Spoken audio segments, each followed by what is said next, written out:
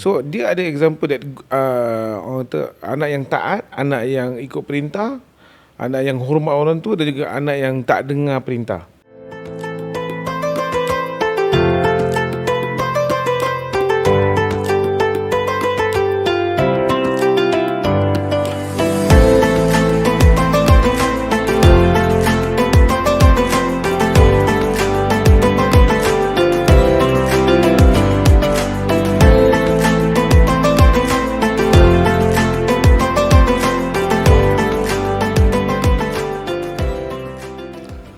Assalamualaikum warahmatullahi wabarakatuh. Alhamdulillah, kembali lagi kita di Seikhlas Ramadan.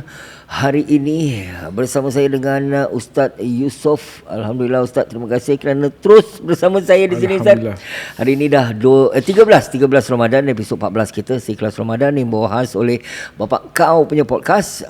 Ribuan terima kasih kepada Abi, Ustaz Yusof dari Abi itu dia Al-Khatib Basyrahil. Alhamdulillah, itu dia Ustaz kelihatan ceria. Itu dia Ustaz Yusof Abdul Rahman. Alhamdulillah, terima kasih Ustaz. Baik Ustaz, hari ini Ustaz, semalam kita dah cakap pasal ayah dengan anak perempuan. Hari ini mungkin kita kongsi pula ayah dengan anak lelaki. Bagaimana pertalian antara anak lelaki dengan ayah. Ada yang boleh jadi akrab, rapat, kerana anaknya look up to the father, being a father figure itself, but also a leader, seorang penghulu rumah, dan juga ketua rumah. Ada yang tak begitu rapat. They find that the father don't understand him, or cara pemikiran orang lain, that kind of thing. Saya ada 3 anak lelaki. Yang pertama, kedua dan yang ketiga, memang orang cakap semua anak corak lain-lain. Saya ketiga-tiganya corak lain-lain. Alhamdulillah, membesarkan mereka memang lain daripada yang lain lah. Daripada yang first, second sampai ke third. I cannot apply the same way on the first son to the second and the third, lain cara dia. Tapi Alhamdulillah, anak-anak saya membesar, dan mereka dapat bukan saya ayah yang terbaik mungkin lah, tapi saya cuba buat yang terbaik untuk mereka. Sama ada mereka dapat memahami ataupun tidak, lain lah. Memang daripada kecil memang saya akrab dengan orang, tapi bila besar tu ada sikit renggang sikit. Bukan saja perselisihan perfahaman, tapi mungkin cara pemikiran mereka dah dewasa lain sikit. Dan saya pula ni, saya boleh mengaku dan saya akan mengaku saya take them macam budak-budak kecil juga. Tak tu. Pada saya lah, I still tatang diorang tu macam budak kecil. Ini tak boleh. Sampai isteri saya cakap, anak dah besar. But I don't know, maybe it's just me. So memang lain. Macam Ustaz semalam Ustaz cakap, Ustaz kongsi anak perempuan tu lain, anak lelaki. Bila dah membesar, memang lain sikit lah. Memang lain sikit. Cabaran dia lain sikit. Mungkin Ustaz boleh kongsi sikit, ada tak cerita-cerita daripada zaman Nabi, antara anak lelaki dengan perempuan? Lelaki dengan lelaki ada. Ada few juga. Antara kalau kita tengok yang paling ketara ataupun yang ada dicatatkan dalam Quran, Nabi Ibrahim dan juga Nabi Ismail. Nabi Yusuf sebagai anak, Nabi Yaakob sebagai ayah. Kemudiannya Nabi Nuh dan juga anaknya. So dia ada example that orang kata anak yang taat, anak yang ikut perintah, anak yang hormat orang tua, dan juga anak yang tak dengar perintah. So kita lihat kepada anak yang dengar arahan, dengar perintah, seperti mana Nabi Ibrahim dan juga Nabi Ismail, yang mana anaknya mendengar, kata okey ayah, proceed. Maksudnya apabila Nabi Ibrahim mendapat mimpi yang akan menyembelih anaknya, Nabi Ismail, itu consider dalam syariat Nabi Ibrahim itu adalah satu wahyu, satu perintah pada dia.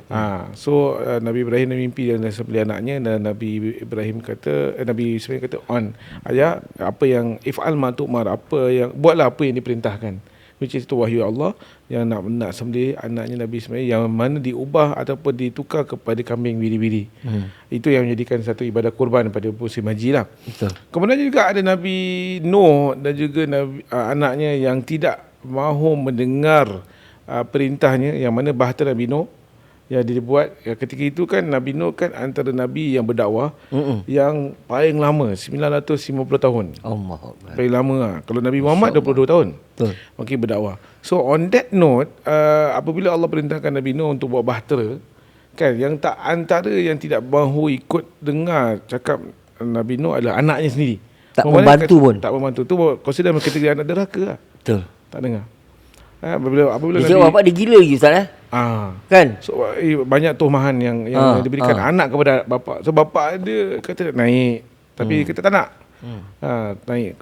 Aku tak nak. Aku akan panjat setinggi gunung untuk elakkan daripada tenggelam ataupun lemas dalam air bah tersebut lah. Bermakna dalam dua perspektif ni kita lihat Allah Taala ceritakan dalam Quran whereby ada yang anak mendengar, ada yang tidak.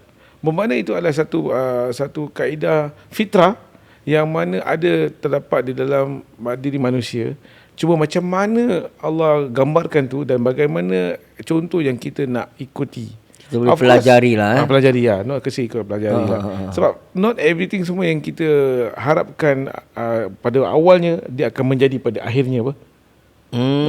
Faham, kecil faham, aku nak betul. anak aku jadi polis ke, aku nak aku jadi doktor, tapi akhirnya lain. Allah dah aturkan lain. Tapi balik kepada pendidikan kita daripada awal lah. Betul. Itu yang saya suka. Asuhan tu memang daripada awal. Kalau Sayyidina Ali kata apa, 7 tahun pertama didikan, 7 kedua ialah kasih sayang, 7 tahun berikutnya adalah jadi kawan dan sahabat kan. So that's what I try to apply that to my daughter lah. Tapi kalau untuk anak lagi macam abang punya style lain, saya tak boleh cakap lain sedikit pasal saya tak ada anak perempuan. Tapi pada saya memang betul the 7 years, when they grow up, different stage part of their life.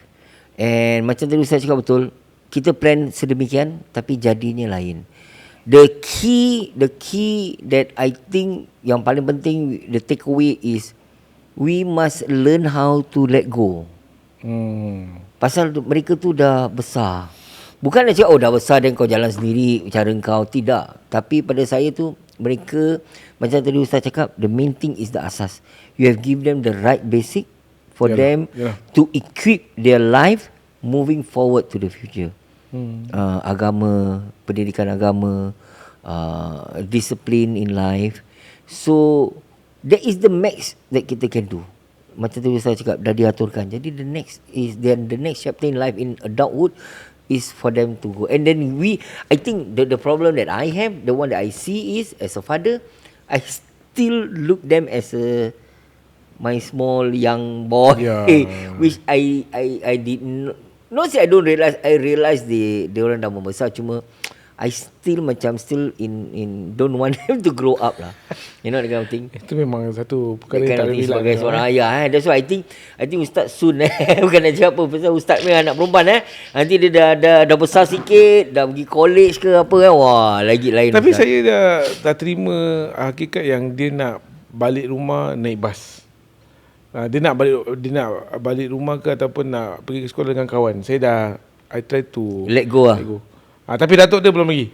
Datuk dia masih tak apa jangan. Cucu dia apa mestilah. Kan you see, it's very hard. No, the bonding is very hard. But it's different lah Ustaz, different Betul. Baik, terima kasih Ustaz, terima kasih. Itu dia episod kita hari ini, perbualan di antara relationship between ayah dan anak lelaki. Bagaimana akrabnya.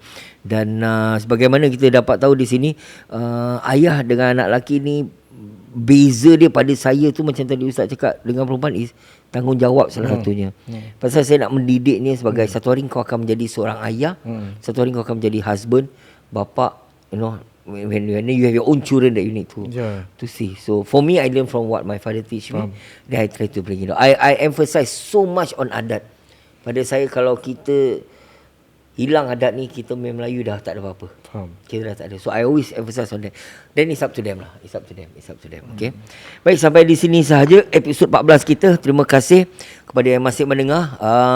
Hari ini 24 Mac yang bersama dengan 13 Ramadan. Seikhlas Ramadan ini dibawakan oleh Bapak Kau Podcast. Terima kasih saya ingin ucapkan kepada Jalindo. Itu dia Jalindo yang paling jago. jangan lupa kalau anda ada barangan nak dihantar kepada Indonesia ataupun ada barangan dari Indonesia nak hantar ke Singapura, jangan lupa anda boleh hubungi Jalindo, pilihan anda amanah kami. Yang paling jago itu dia. Hubungi mereka dari talian 92482596 ataupun WA. Betul? Yes. WA. Yes sir. WA Ustaz. WA mereka WA mereka di 92482596. Dan juga bersama dengan saya di sini hari ini Ustaz, masih lagi kita bersama dengan Nur dan Haidir. Terima kasih Nur Haidir masih bersama kami di sini. 81184828. Ingat 81184828. Itu dia Nur dan Haidir, rakan hartanah setia anda. Terima kasih. Saya nak tanya sikit Boleh. I think for the new generation lah, for the young fathers, or the young husband, ini BTO. First time nak apply BTO. BTO maknanya apa? Build to order. Build to order. So in order for you to pay them to build your house, berapa lama tu selalunya nak tunggu kalau you want to build to BTO ni, berapa lama dia pay? As of now is between 3 to 4 years for the waiting time. So kalau dia nak pergi BTO, they must be prepared that they have to wait between that range. Yes. Okay. So apa I know this memang satu topik satu hari tak lepas, but maybe kita boleh agihkan ke a few episode, but maybe we can share with us the process untuk apply BTO. Okay. Currently kalau let's say you're first timer nak apply BTO, firstly you must apply your HFE first. Apa? HFE. HFE macam aku nak apply pula. HFE tu apa Ustaz? Ustaz pula. Hadi, Okay. HFE. HDB flat eligibility. Eligibility. Yes. So kau nak lepas tu make sure you are eligible to apply to for buy. BTO. Yes. To buy HDB, whether BTO ataupun resale. But so the HFE ni, when you apply you must standby you punya 12-month payslip. Okay. Yes. Okay. Right. And then not for first timer, beside BTO pun dia ada lain that you can apply direct from HDB. Another one is about SBF, sales of balance flat. Lagi satu pula is open booking. Okay, kalau macam BTO waiting time is about 3 to 4 years. Okay. Whereas SBF dia punya waiting time kalau let's say rumah dah siap within 3 months dah boleh dapat. Short period dia? Yeah, short period because rumah dah siap. Huh? Two sales BTO of balance rumah- flat dah. No, we're talking about SBF. Sales balance flat. Sales of balance flat. Okay. So BTO is kau order dia Build to order, yes. baru punya. Baru buat. So maknanya ada yang orang tak beli lah. Ada orang reject. Asal kau suruh apply betul kau reject?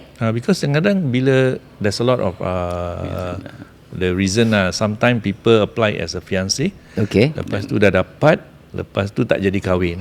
Oh, okay. So they have to so they reject have to reject. lah. Okay. Yeah, they have to So give that's where you have all this balance slot lah. Yes, Okay. one of the reasons. So that means sekarang for a new couple or for a new person nak rumah baru, kalau nak rumah BTO 3 to 4 years.